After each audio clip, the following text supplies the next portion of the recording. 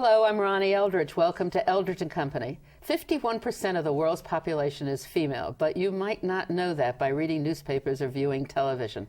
This is an awful waste of clear thinking and talent, and the Women's Media Center wants it to change. Its president, Carol Jenkins, who incidentally was one of the first women to be out there on television, is here to tell us more. Well, congratulations. Thank you so much, You Ronnie. look as if you're just starting. You could be an ingenue. And we're going to run you for mayor, right? Yeah, I'm trying to talk you into it. Yeah.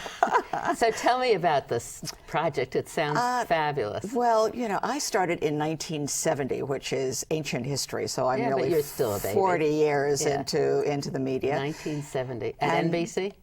Actually at WOR. My first reporting job was there. I worked as a secretary at CBS. This was after college and my master's, and my parents, as you can imagine, so you and I were both secretaries at CBS. That's right. It's a good training ground. That's right.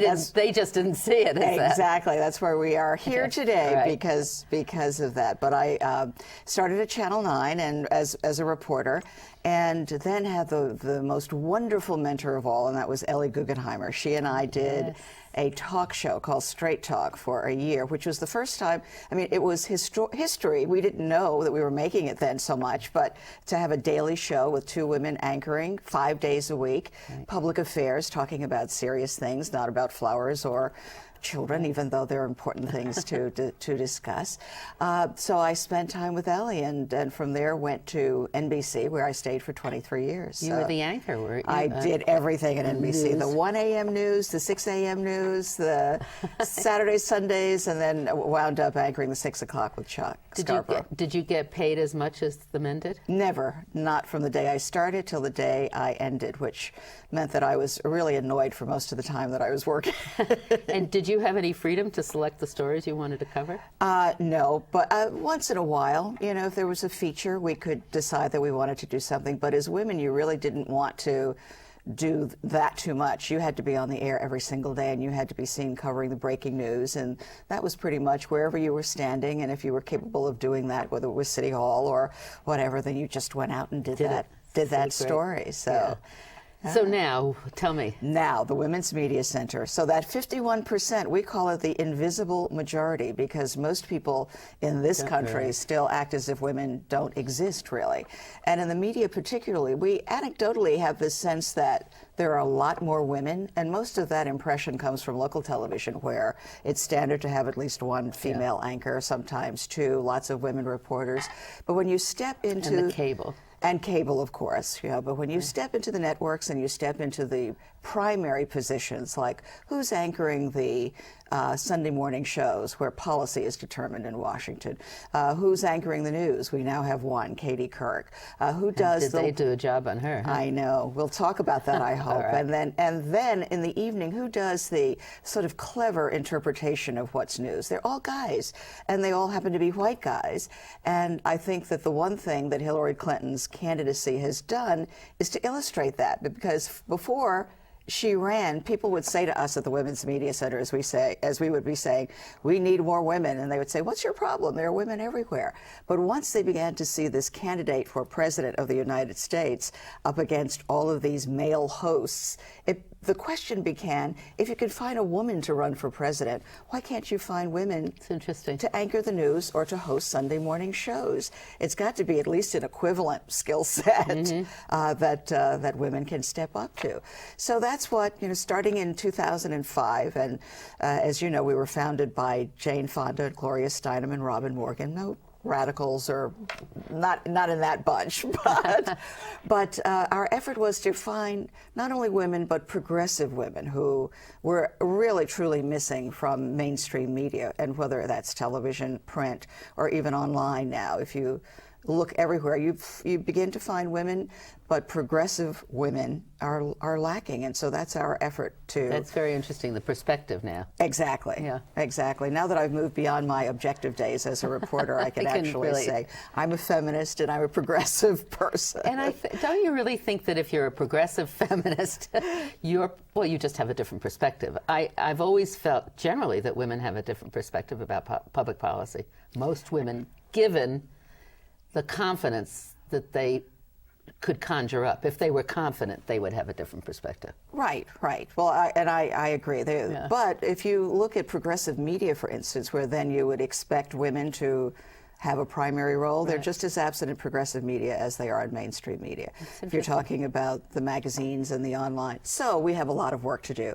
And one of the ways that we've gone about changing all of this is to actually start a training program that we call Progressive Women's Voices. And thanks to a grant from the Novo Foundation, we are now up to 20. We'll do 30 women this year. Great. Intensive media training, issues briefings, and then pitching. We're their mentors. You know, in the corporate world, what's missing is the mentorship. That's what women always say. Nobody's taking me to the side and saying, here's the clue of the day. You need to know this to progress to the next level in your career. And that's what we're doing for these women, to try to infuse the mainstream media, progressive media, with really smart So what kind women. of training, I mean, do they get managerial skill training? Well, remember, this class is for pundits, which is taken on a very derogatory meaning after this election, to be sure. But the experts and sources, because when we started this, they were severely lacking. I mean, there would be one or two women, but generally when they would talk about war or talk about peace or talk about the environment, or talking about the serious issues that affect all of us, they were almost all male experts who were talking about this. I see. So these are the experts that the people who are doing the broadcasting will call on. Exactly. Exactly. So that, you know, we yell and scream about the women who are working, who are hired as full-time. We keep going to the networks. We have meetings with them. We say, where are the women? And especially, where are the African-American women? There are more women of color, but fewer African-American women. That's interesting. They've just vanished from the landscape as we're trying. In fact, we're having a conference and we say, let's, you know, we're looking for women. Show us the women of color. Show us the, you know, the Caucasian women. Show us the men. We want everybody there. The hardest category is filling in the women of color, especially African American women. But we have a trace memory where African American women were everywhere, and they're not now. So they need to be replaced. Who is there on network television? Well, you have Soledad O'Brien on CNN, who is now doing you know, special things. You have Robin Roberts, who does the morning show. But then for high level, in terms of, We have PBS. well, yes, Michelle. Gwen Ifill, who does right. But now we were talking about 4. Yeah, out of God knows how many. Out of hundreds, right? Do you also? What's interesting, I thought also about the Clinton candidacy is that all the sexist remarks don't go unpassed. Right, you know? right. Now they're noticed. Absolutely. And we have a whole reel of them. We've been collecting them at the Women's Media Center, and it's astonishing. We showed them recently at the Paley Center. We had They must have been panel. horrified People and embarrassed. Were stunned. You know, now, in defense of media as a whole, it's not everyone, but it is cable, it is Chris Matthews, and a few others, but Chris particularly, who I think got really way out there and had to be reeled back in. We complained, and one of the most satisfying events of my entire media career was getting a call from the president of NBC News apologizing for Chris Matthews' comments. And, you know, that, I mean, the fact that we had to complain that he was continuously going over the line.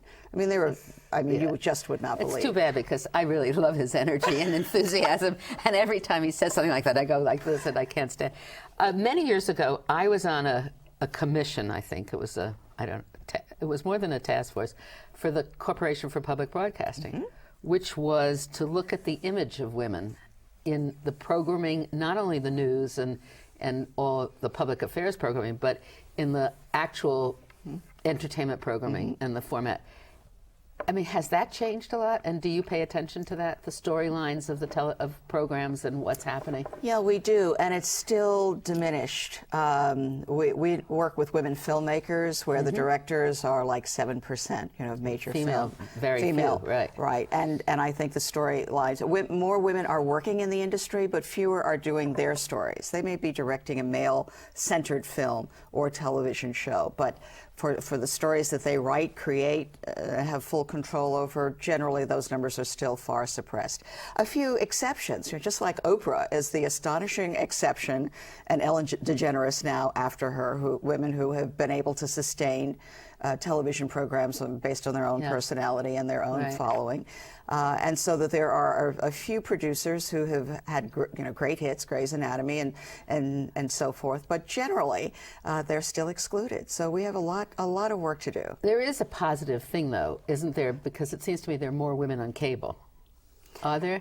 Well, there are more women on the air and cable, but the 3%, we talk about the 3% clout number, and that is that women in all media, whether it's print and whether it's cable, broadcast, whatever, radio, they hold 3% of clout positions, which means that 97% of everything we know about who we are, what our country is about, where we stand in the world, comes from the male perspective.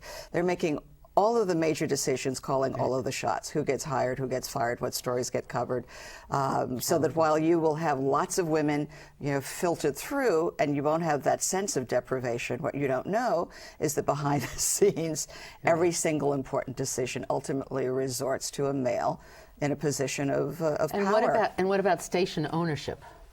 I think women own 3% of. If that, right? Right. It's incredible. And we've protested. We've testified at the FCC about this whole thing, the media consolidation. Is there a woman on the FCC? One Republican, yes, with some sympathies, and two men who are. Democratic appointees who always side with us, the sort of progressive, we've got to have more women, more minorities, more. Radio, for instance, which is always the thing that we're talking about. 85 to 90% of the programmers, station managers, owners, and on-air talent are all men. 85 to 90%, it's a male, completely blotted out Does it medium. have any connection to the age? To the age of... Why I'm thinking that people on radio, men on radio, are older.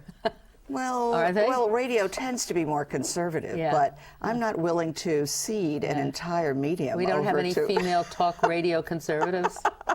We must have. Yeah, we do have. The Lauras, Laura Ingraham and Dr. Laura, who are very popular, so that they are up there, they rank the radio personalities. And then you have Stephanie Miller, who shows up on the progressive side, far down, like in the 30s or whatever. And what about on Air America? Well, having some problems of really identifying themselves. Rachel Maddow, who I adore, I think she is smart as a whip and doing a lot of television now. MSNBC. So she would be the breakthrough. Laura Flanders, who does really credible, substantial work on Air America, and they just fired. I can't think of her name, but she was always the most flamboyant one, and she got into trouble in some offset event, calling somebody a name that shouldn't have been. So that was it. So she's gone. She's gone back to local radio. But I think on Air America, there is an attempt. There are those women, but it's predominantly men as well, even there. Now, do you include newspapers in your women's media? We do. We talk about syndicated columnists, which is how that whole, remember Susan Estridge and Michael Kinsley got into a big fight about how many women there were syndicated columnists. And when they started fighting, it was a quarter women and 3/4 of the syndicated columnists are men. And when they finished the fight, there were still more men columnists than syndicated women. So after that whole fight. So we teach our women and offer it to other women who are running organizations, op-ed training, because that's where, again, policy... These are the people who are going out to talk about the issues. Right. Policy is made by writing the op-eds. The misconception is that most op-ed writers don't get paid. It's only the syndicated columnists who actually have a job, as you know. Right. I mean, if you want to write an op-ed and you get it accepted, that's great. They may give you $150. I think they do. That's what they... Unless you're a regular columnist, right? Exactly. But the whole idea, again, is getting women's voices in the media. And then how do you get the op-ed editor to pick the women's op-ed pieces? Now that's tough. It's just by constantly submitting. I mean, we do a lot of that ourselves. We have the women submit. We have a website which is one of the few places where women are actually hired. We pay them $300 a story to write commentary. They then have a portfolio of work that has been published online that they can use as a backup, because it is so tough to crack that all male, because most of the editors are also male. So is there a difference in the online stuff? Do you see a difference? No, I think women are still at a disadvantage. We thought that since online was touted to be the democratic medium, all you need is your computer and whatever, but for many reasons, what happens is that the men dominate. So it's their websites that are the most popular, that have the most numbers. Well, Huffington, though, is pretty good. Yes, but she doesn't really own the whole thing, does she? Right, exactly. She has a male partner, and I love her model. She has, I think they're up to maybe 50 employees now, but in the beginning there were very few. There were just a few of them. But 1,500 writers who write for free. Now, that's the model I like. That's actually not what we like, right? I mean, it's a very hard thing. Yeah, at the Women's Media Center, we say that women should be paid for their work, should be paid exactly what men are paid. And, that's a long-term effort. Do you compare it with media in other countries?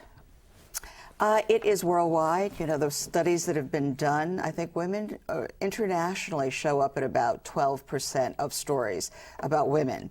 The last few studies that have been done, over thousands of media entries around the world. So, no, we're not alone. So. Now, if someone wants to be working for a television station, what can you do to help them? We can train them. We can introduce them to contact. Again, it's the mentoring. It's the access that a lot of women don't have. They come to our site. They get the information. We meet with the network executives regularly, presenting the case of this 51% of the invisible majority. So I think that we have a lot of them coming to us. We have interns who are graduating from college and who want to spend time in the progressive media. And there is a difference. I mean, we have a definite point of view, a progressive point of view. So the people who are going into the news media, that's an objective. You don't want to have any affiliations per se to say I'm progressive, I'm Democrat, I'm whatever. We have to toe that line. So that's very interesting. So I mean, you don't. If you want to be a columnist, that's fine in a newspaper. Exactly. If you want to write a blog. That we can help you with that. We give training on that. If you want to be an expert, we can do that.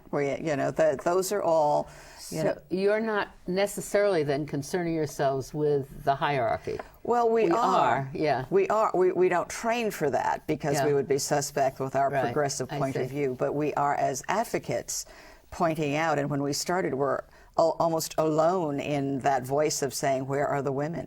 We need them as managers. We need them on the air and radio. We need them in ownership positions. Yeah. So that is definitely a part of our advocacy. So, we have the website. We do the advocacy. We work with a lot of other organizations. That's what I was going to ask you. The other organizations. I mean, if you're a woman and you're out in a local market, who do you go to if you feel that your ability to do whatever you want to is so limited? Right. Well, there are women journalist organizations like JAWS, which is a fabulous network of women. What does that stand for? Oh, don't ask. All right. But they have the most fabulous logos and all. It's a shark coming out of JAWS, right? And I've been to a couple of the conferences, but I think and it's jaws.org online. It's so there you will find the women mostly in print media, a lot of print media, but some television people as well who've made it up the ranks, and they really believe in doing that mentoring as well, of the older, more mature journalists talking to the younger ones. And I think you have to go to the National Association of Black Journalists and Asian Journalists and gay and lesbian. Exactly, so that there are all of those organizations that sort of help the mainstream. The Maynard Institute for Journalism that we do work with, they're doing a very good job of training. So do you ever pull them all together? We do. We have a real revolution. Yes, I know. We're doing a conference on June 17th on race, class, gender, and age in this presidential election, as the media has gotten And where is itself that gonna embroiled. be? That's going to be at the Paley Center. Oh, that's interesting. From Let's talk about your website. Yes. Because it's a fabulous website. I think Well, it's thank you. unlimited in what you can find and the different things you can do on it. It's called what? It's called womensmediacenter.com. We haven't given it a name, although. And it is .com, not .org. Yeah, it is .com, www.womensmediacenter.com. And we have a blog called The Majority Post, again, since we're the majority in the That's great. in the world. So we have our original content. Those are the commentaries that we pay $300 per And people can column send for. them in? They can send them in to us. They can make an inquiry. We have our blog. We do a daily news feed where we have all the different every stories. single day, 5 days a week, we scour the world for stories that women might be interested in. And so we've done all the hard work of reading the 100 publications that you don't have time to do, and of course the blog, and then we have various other we have video and of all of the people that we've interviewed in our media sessions at the Women's Media Center. So And what is this big gala you're going to have? What is that? What is it called? with Jane Fonda, No, you mean, or something Palooza. What is that? Oh, Mama Palooza. Yeah. It's an organ. One of our colleagues, right? It's not us actually, all right. but it's a great mother centric event, right? We've had lots of women come through this. We were gifted this wonderful space in the Empire State Building. We were about to move, but while we had all of that space, we made it available to other women. I see. So, and then the website too. Because Right, exactly. So people have edited films. We have a Frontline piece that was edited there at the Women's Media Center that's coming up on Katrina. That's so great. So how do you fund this? We are almost totally funded by women. Individuals, family foundations. We are now getting large enough and our program's sophisticated enough to actually go to foundations. But we're a nonprofit and always looking for people who want to support in whatever way. Gloria was doing something about a radio network, a radio station. We is started, that was us at the same time that they started, the trio, Jane, Gloria, and Robin, started the nonprofit, the Women's Media Center that I run. We started a radio network because it was our perception that the only reason that women are not in radio is that it hasn't been done yet, and once the guys see what fabulous programs we can produce, they'll put them on. Right. Of course, we made it, they didn't put them on. Oh. So now the Women's Media Center has all of that material, and we will start again online. And I think that again, the door is so fully closed in radio that even the Satellite Sisters, which was the most successful show, that has gone off broadcast online. So we really have a fight on our hands, and we say at the Women's Media Center, there is no way. There are people who say, forget radio. No way. We have to fight for it. Radio is terrific. Right, we have to fight for it. So what do you think is going to happen? Are you going to make a big difference? I think so. I think we are beginning to. But you've also come pretty far from when you started in 1970. Oh, well, personally, you mean? I mean, yeah, but the change you've seen in your life. The change I've seen in my life, yes, it's been glorious. But, I mean, and there has been a great deal of progress, and I am just thrilled to be at the Women's Media Center as we try to cross those few remaining borders where women are excluded. So I think that, just to... Do you find, with what I've always been interested in the women's movement, let's talk about the younger women. Tell me about them. Well, as my daughter says, we're here, but nobody will let us get a word in edgewise. Well, you've got a group of high-powered friends, so I can sympathize with her totally. Exactly. And I now participate in intergenerational conversations with the younger women. And, they have this... From their point of view, they're there, they're ready to take over, and yet there is this army of older... who are determined to see that this get accomplished in their lifetime, right? Exactly, and we're still working, and they're like, okay, we're ready to take over. So I think in the next few years what you'll see is this transformation. This is a fascinating problem because we're more vital, older, Exactly. right? And we're not really anxious to give it all up, and yet where are these younger people going to go? Precisely. I think they're going to push us right out the door. You think so?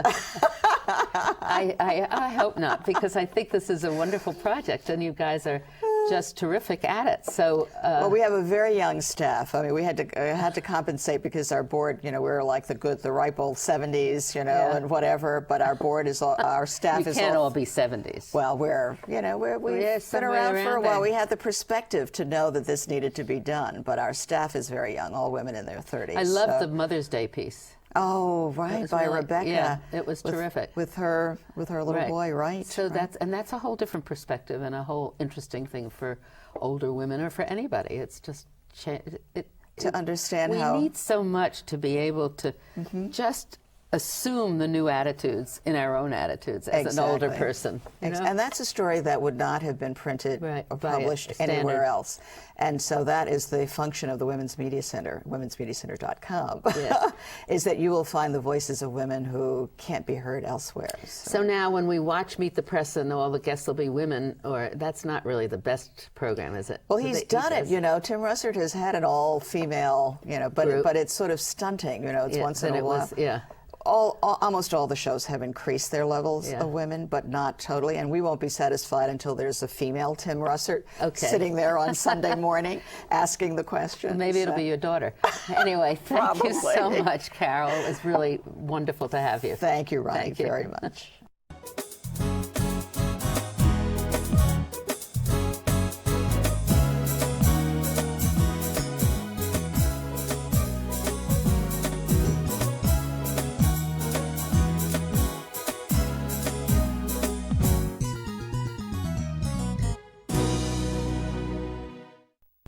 If there are any people you'd like to hear and topics you'd like us to explore, please let me know. You can write to me at CUNY TV, 365 Fifth Avenue, New York, New York, 10016, or you can go to the website at cuny.tv and click on Contact Us. I look forward to hearing from you.